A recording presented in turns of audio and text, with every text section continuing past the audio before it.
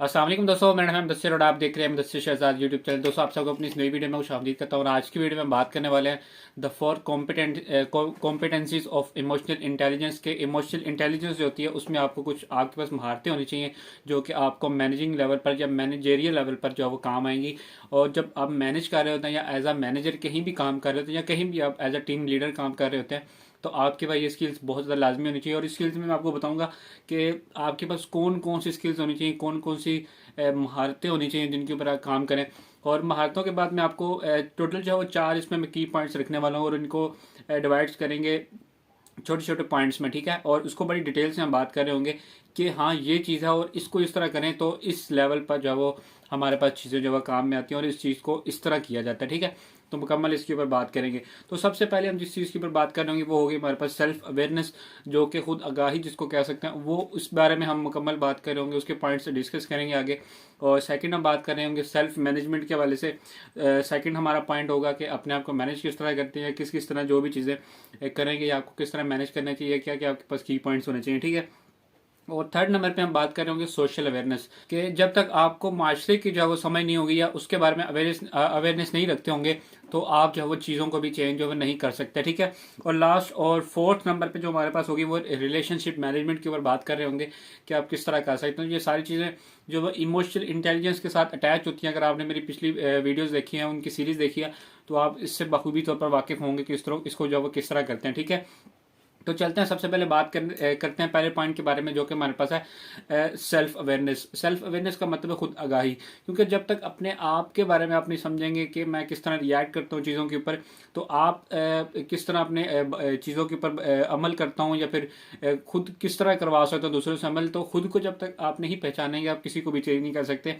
और अपनी emotional intelligence को आप जब अच्छे तरीके से जब इस्तेमाल भी जो है नहीं कर सकते, ठीक है। तो सबसे पहली चीज़ होती है हमारे पास इमोशनल सेल्फ अवेयरनेस।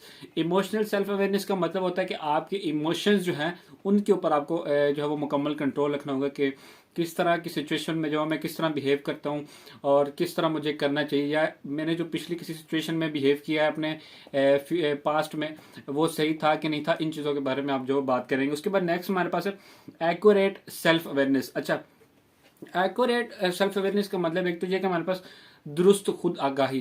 दुरुस्त खुद आगाही का मतलब हमारे पास हो कि आप जो भी रिएक्ट आपने पास्ट में किया उसकी सही सही आप करें, मतलब कि दूसरे के आप नज़रिए से भी देखें और अपने नज़रिए से भी कि आपने फैसला जो किया किसी भी पॉइंट के ऊपर क्या वो ठीक था या फिर नहीं था, या फिर क्या चीज़ उसमें बेहतर जो वो की जा सकती थी, ठीक है। और नेक्स्ट चीज़ जो हमारे पास इसमें ही आती है सेल्फ अवेयरनेस में, वो आती है सेल्फ कॉन्फिडेंस। जब तक आपको अपने ऊपर भरोसा या अपने ऊपर एतमाद नहीं होगा आप कुछ भी नहीं कर सकते आगे, क्योंकि जब आपको अपने ऊपर ही भरोसा नहीं है या फिर अपने ऊपर एतमाद नहीं है तो आप नेक्स्ट क्या चीज़ चेंज करने जा रहे हैं या फिर नेक्स्ट आप क्या चीज़ सीखने जा रहे हैं, इससे कोई आपको फ़र्क जो है नहीं पड़ने वाला, ठीक है। तो सेल्फ कॉन्फिडेंस आप मतलब जो भी फैसला कर रहे हैं, चाहे अपनी टीम के वाले से कर रहे हैं, अपने करियर के वाले से कर रहे हैं, कुछ भी आप फैसला कर रहे हैं, उसके बाद सबसे पहले आपको एतमाद होना चाहिए कि ये फैसला जो है ठीक है, इसको आगे जो मैं कंट्रीब्यूट जो है कर सकता हूँ, ठीक है। तो इसमें हमने कितनी चीज़ें सीखी, इमोशनल सेल्फ हमारे पास अवेयरनेस, और उसके बाद एक्यूरेट सेल्फ अवेयरनेस, और उसके बाद नेक्स्ट जो हमने थर्ड देखी वो है सेल्फ कॉन्फिडेंस। ये तीन चीज़ें आपको जो मेन जो है वो सेल्फ अवेयरनेस में आपको जो वो पता होनी चाहिए लाजमी तौर पर, अगर आपने इमोशनल इंटेलिजेंस को जो वो उसकी आपने काबिलियत अपने अंदर जो पैदा करनी है, तो ठीक है। तो नेक्स्ट हमारे पास जो चीज़ आती है वो आती है हमारे पास सेल्फ मैनेजमेंट की। अपने आप को जो मैनेजमेंट किस तरह अपनी करें और अपने आप को किस तरह कंट्रोल करें, अपने आप को किस तरह जो है वो एक चीज़ों की सिमत की तरफ लेके जाएं ताकि हमें पता चल सके कि सही तरफ हम जो है चल रहे हैं। तो सेल्फ मैनेजमेंट में सबसे पहली चीज़ हमारे पास जो आती है वो आती है emotional self control. Emotional self control का मतलब है कि अपने जज्बात के ऊपर काबू रखना। मिसाल के तौर पे अगर आपकी टीम मेंबर जो कोई काम ऐसा करता है जो कि सही नहीं किया या फिर उसको किसी तरीके से गलत कर दिया या फिर उसके कोई बुरे नतीजे आ सकते हैं फ्यूचर में, लेकिन आप जो है वो उसको बजाय इसके कि डांटें, उसको हो सकता है कि काम ना होता हो जिसकी वजह से उसने गलती की है, लेकिन आप उसको समझाने के या फिर मतलब कि पॉजिटिव रिएक्ट करने के अलावा आप नेगेटिवली उसके ऊपर जो है वो चढ़ाई कर दें, तो इससे ये चीज़ आपको जो है वो चेंज करेगी कि आपको किस तरह जो है वो अपने रवैये को जो वो कंट्रोल करना है, अपने जज्बात को किस तरह कंट्रोल करना है। तो सबसे पहले आपको इमोशनल सेल्फ कंट्रोल के बारे में पता होना चाहिए और इसके ऊपर आपका मुकम्मल अपने इमोशंस के ऊपर जो वो कंट्रोल होना चाहिए, ठीक है। तो सेल्फ मैनेजमेंट में जो सेकंड टेक्निक हमारे पास आती है वो आती है ट्रस्ट वर्थनेस। इसका मतलब होता है कि आप का जो ईमान या फिर आपकी सच्चाई है वो आपकी जो है वो लोगों के सामने, और आप भी लोगों को जब उस तरह समझते हो, क्योंकि आपकी पहचान अगर सच्चाई की तरफ नहीं होगी, हो सकता है कि आप किसी के दबाव में, किसी की वजह से, या फिर किसी के साथ मिलकर या किसी को दोस्त बना कर कुछ फैसला कर रहे हो, तो वो आपकी सच्चाई के ऊपर ठेस पहुंचा सकता है। तो इसलिए अपनी जो पहचान है वो हमेशा ट्रस्ट वर्थिनेस वाली रखें, और उनको ये भी बताएं कि मैं मतलब कि फ़ैसले जो है वो अपनी मर्ज़ी से मतलब इस तरह नहीं करता कि किसी के भी दबाव में आके जो हकीकत मबनी बातें होती हैं वो सारी ही की जाती हैं, ठीक है। तो ये चीज़ आप जो वो कर सकते हैं, ठीक है।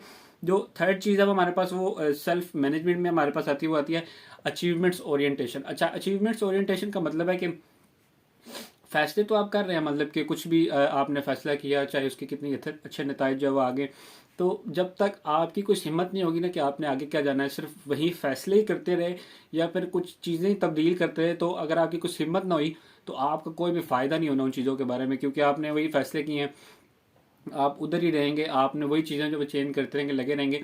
जब तक आपके पास कोई आगे रास्ता नहीं होगा आगे बढ़ने का, तो आप इन चीज़ों को जो कंट्रोल भी जो नहीं कर सकते, ठीक है। तो आपके पास कामयाबी की कोई ना कोई सिमत ज़रूर होनी चाहिए, ताकि आप जहाँ तक पहुँचें आप वहाँ पर हाँ यार मैं यहाँ तक पहुँचना चाहता था और मैं यहाँ तक पहुँच चुका हूँ, ये मैंने चीज़ें जो स्टेप्स उठाए हैं, ठीक है। नेक्स्ट फोर चीज़, आपके अंदर अडेप्टेबिलिटी होनी चाहिए कि आप किसी को भी किसी टाइम भी जो हो अडाप्ट कर सकें, मतलब कि कोई भी आपका वर्कर किसी भी तरह का हो, आप उसको जो कर सकें, और मुश्किल से मुश्किल वक्त जो उनके साथ अगर गुजारना पड़े तो भी गुजार सके, ठीक है। तो सेल्फ मैनेजमेंट में हमने जो चीज़ें डिक्लेयर की हैं वो emotional self control, second trustworthiness भरोसा, और जो हमारे पास थर्ड है अचीवमेंट्स ओरिएंटेशन, और लास्ट हमने अभी डिस्कस की अडेप्टेबिलिटी, जो कि फोर्थ नंबर की। चार हमने इसमें चीज़ें जो डिस्कस की हैं, ठीक है। तो नेक्स्ट चलते हैं थर्ड अपने पॉइंट की तरफ, जो कि हमारे पास है सोशल अवेयरनेस। आपके पास सोशल अवेयरनेस होनी चाहिए, जो कि समाजी शो, जो कि आपका माशरा, आपके समाज में जो चीज़ें हो रही हैं उसके बारे में आपको पता होना चाहिए कि किस तरह किस चीज़ के बारे में कोई रिएक्ट करे तो ये उसका रिएक्शन आता है, या फिर ये प्रोसीजर इस तरह चल रहा है, इस काम के लिए ये प्रोसीजर चल रहा है। ये सारी चीज़ें जब आपको पता होती हैं तो आप बहुत अच्छे फैसले भी कर सकते हैं और अपनी टीम को भी अच्छा जो वो चला सकते हैं, ठीक है। अब इसमें मैंने 3 पॉइंट्स आपके लिए रखे हैं। जो पहला पॉइंट है वो होता है हमारे पास एम्पैथी। आप अगर कोई भी फैसला करते हैं तो इससे पहले ये भी आप सोचें कि हमदर्दी जिसको कह सकते हैं एम्पैथी, एम्पैथी का सॉरी मतलब होता है हमदर्दी, ठीक है। तो इसमें आप देखें दूसरों को कि दूसरे की जगह पर अपने आप को रख के देखें कि ये जो मैं फैसला कर रहा हूँ इससे इसको क्या फ़र्क पड़ेगा, या फिर मैं गुस्से में आके किसी का नुकसान ना कर दूँ या फिर कोई गलत फैसला ना कर बैठूँ। तो आपको ये चीज़ें जो है वो देखनी पड़ेंगी, ठीक है।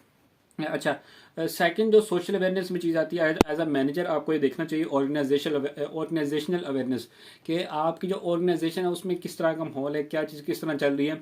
आपको मुकम्मल उस चीज़ के बारे में पता होना चाहिए, कितने एम्प्लॉय काम कर रहे हैं, क्या क्या डेजिग्नेशन हैं, किस किस सतह पर काम कर रहे हैं, क्या क्या सैलरीज की उनकी जो है वो मतलब कितनी कितनी सैलरी जो वो दे रहे हैं। तो ये सारी चीज़ें आपको अपनी ऑर्गेनाइजेशन के बारे में पता होनी चाहिए कि कहाँ कहाँ पर किस किस तरह काम कर रही है। अगर आपसे कोई पूछे तो आपको उन चीज़ों के बारे में लाजमी पता होना चाहिए, ताकि आपको अपनी कंपनी का नाम भी आगे जो वो शो कर सके और अपना नाम भी जो वो मतलब कि कर सके कंटिन्यू। अगर आपको नहीं पता हो किसी चीज़ के बारे में, इसमें कोई गलत बात तो नहीं हो सकता है कि कई चीज़ आपको नहीं पता, लेकिन अगर आपको ऑर्गेनाइजेशनल अवेयरनेस होगी तो आप मज़ीद जो इंटेलिजेंस लोगों में जो आ सकते हैं, मतलब कि जो कि ज़्यादा चीज़ों के बारे में मालूमात रखते हैं, ठीक है। उसके बाद जो नेक्स्ट चीज़ हमारे पास आती है वो आती है हमारे पास सर्विस ओरिएंटेशन। मतलब सर्विस ओरिएंटेशन का बेसिकली मतलब ये होगा कि आपने जो पिछली आपने काम किए हैं, जितने भी आपने जितनी सर्विस कर ली है उनमें आपने क्या क्या चीज़ें सीखी हैं, या फिर आप नेक्स्ट राउंड किस तरफ जा रहे हैं, या क्या क्या आपकी हिम्मत है, आपने नेक्स्ट राउंड क्या करना है, ये सारी चीज़ें इसमें आती हैं। थर्ड पॉइंट हमने जो पूरा कंप्लीट करनी है, जो कि सेल्फ अवेयरनेस के ऊपर था। अच्छा, फोर्थ पॉइंट रिलेशनशिप मैनेजमेंट। अब ये क्यों ज़रूरी है? अब आपने जितने पिछले तीन पॉइंट्स किए हैं, अगर आप इनके ऊपर अमल करेंगे, बहुत अच्छी टीम बिल्ड कर लेंगे, जो भी करेंगे, ये चौथा पॉइंट अगर आपके पास नहीं होगा ना, रिलेशनशिप मैनेजमेंट, तो आप अपनी टीमों को भी तबाह कर देंगे। कुछ भी आपके पास जो वो उस तरह नहीं काम कर रहा होगा जिस तरह पहले था, ठीक है। आपको सबसे पहले जो रिलेशनशिप मैनेजमेंट में करना पड़ेगा एज अ मैनेजर, वो डेवलपमेंट ऑफ अदर्स, कि किसी को कोई एक्सेल सिखा दिया, किसी को ओरेकल सिखा दिया, कैंडला सॉफ्टवेयर जो अगर सिखा दिया, इन्वेंट्री मैनेजमेंट, कुछ भी, मतलब आपके पास कोई भी स्किल है अगर आपने वो किसी को सिखा दी, तो आप इसमें दूसरों का भला कर रहे हो, दूसरों के डेवलपमेंट में आपका बहुत बड़ा रोल इसमें हो सकता है। कुछ भी आप किसी को भी सिखा रहे हो, ठीक है। और ये चीज़ आपने जो लाजमी तौर पर कहीं ना कहीं करनी है, ताकि आपको लोग जो याद करें कि ये चीज़ मैंने इससे सीखी थी, ठीक है। और नेक्स्ट चीज़ हमारे पास रिलेशनशिप मैनेजमेंट में आती है इन्फ्लुएंस। किसी को भी कोई भी चीज़ काफ़ी ज़्यादा ये एक फ़िक्रा मशहूर है कि सेल मी दिस मैन, मतलब कि ये काफ़ी ज़्यादा मशहूर फ़िक्रा है। इसको अगर आप देखें तो अगर आपके पास इन्फ्लुएंस करने की, किसी को मनाने की जो वो कैपेबिलिटी है, तो आप कोई भी चीज़ किसी भी तरह पे किसी भी जगह पर सेल कर सकते हैं, ठीक है। तो आपके पास भी ये सलाहियत जो वो होनी चाहिए। और नेक्स्ट हमारे पास रिलेशनशिप में सबसे मेन चीज़ आती है, जो हमारे पास थर्ड पॉइंट है, वो है कम्युनिकेशन। कि आपको पता होना चाहिए किसके साथ किस तरह बात करनी है, किस डेजिनेशन वाले बंदे के साथ किस तरह बात करनी है, किस तरह बिहेव करना है हेल्पर के साथ, सुपरवाइज़र, मैनेजर और टॉप मैनेजमेंट के साथ भी आपको किस तरह की कम्युनिकेशन रखनी है, इस चीज़ के बारे में आपको जो पता होना चाहिए, ठीक है। और नेक्स्ट हमारे पास जो आती है फोर्थ चीज़ आती है, वो हमारे पास होती है कॉन्फ्लिक्ट मैनेजमेंट।